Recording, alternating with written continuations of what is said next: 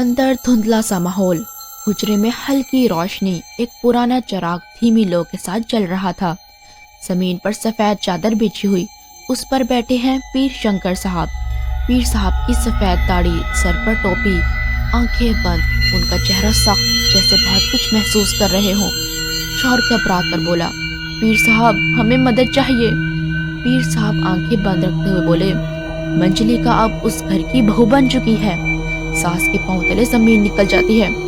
हम मेहरू को बचाना चाहते हैं, वो अब भी अंदर कहीं जिंदा है। पीर साहब धीरे धीरे आंखें खोलते हैं। उनकी नजर सीधे सास पर जाकर रुक जाती है। हुजरे के चिराग तेज लरसने लगते हैं। पीर साहब बोले, जिस जुल्म की आग में वो जल कर मरी थी, उस आग की चिराग तुम्हारे घर से ही उठी थी। सास फुट फुट कर रोने लगती है। हम तो यहाँ शहर से घूमने के लिए आए थे, हमें क्या मालूम था हमारे साथ ये सब हो जाएगा। पीर साहब तस्बीह जोर से घुमाते हैं।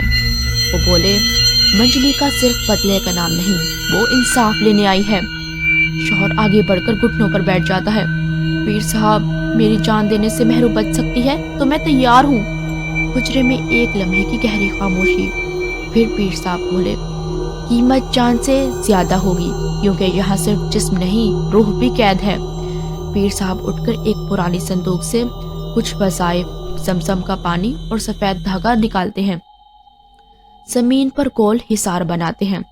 पीर साहब बोले, आज रात मैं उसे नहीं बुलाऊंगा, कल चांद की रात वो खुद चल कर आएगी। सास घबरा कर बोली, पीर साहब कल तक तो मेहरू। पीर साहब सख्त आवाज में बोले, अगर उस घर में एक भी सच छुपाया गया तो मेहरू को बचाने वाली कोई दुआ कबूल नहीं होगी। पीर साहब लोबान आग में डालते हैं। धुआं ऊपर उठता है। उस धुएं में एक लम्हे के लिए मंजलिका का साया उभरता है। पीर साहब आंखें बंद करके बोले, वो सब सुन चुकी है। सास और शौहर एक दूसरे को देखते हैं। उनके चेहरों पर उम्मीद और मौत का डर एक साथ था। रात बिल्कुल खामोश है। मेहरू के घर के बाहर बाबा शंकर खड़े थे। उनके कदम रुक जाते हैं, जैसे घर ने खुद रोक लिया हो। हवा हल्की से चलती है, लेकिन घर के अंदर बिल्कुल सन्नाटा। मेहरू अंदर से बिल्कुल पुरसुकून। मैं जानती थी तुम जरूर आओगे।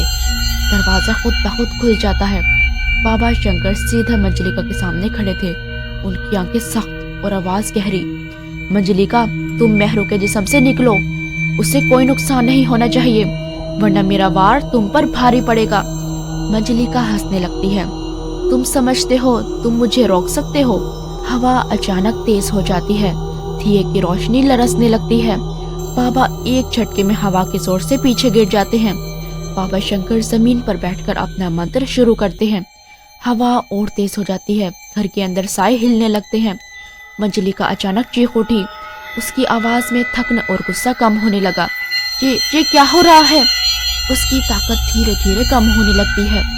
और फिर मेहरू धीरे धीरे अंदर वापस आती है। मेहरू अपना जिस्म महसूस करती है। मेहरू बोली, मुझे बचाओ, मेरी मदद करो। मंजलिका के अंदर मेहरू का कंट्रोल फिर से आ जाता है। उसका जोर अब बाबा शंकर पर आता है। घर में हवा और तेज हो जाती है। साए और दियों की रोशनी दोबारा हिलने लगती है। बाबा शंकर धीरे से उठते हैं।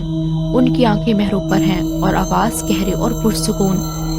कल की रात सब कुछ बदल देगी, सिर्फ सच और ताकत जीत पाएंगे।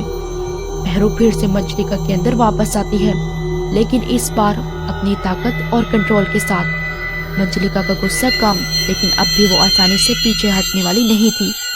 क्या बाबा शंकर इनकी मदद कर पाएंगे जब मेहरू का वार उन पर भारी गुजरेगा? जानने के लिए हमारे चैनल को लाइक, शेयर और सब्सक्राइब करें।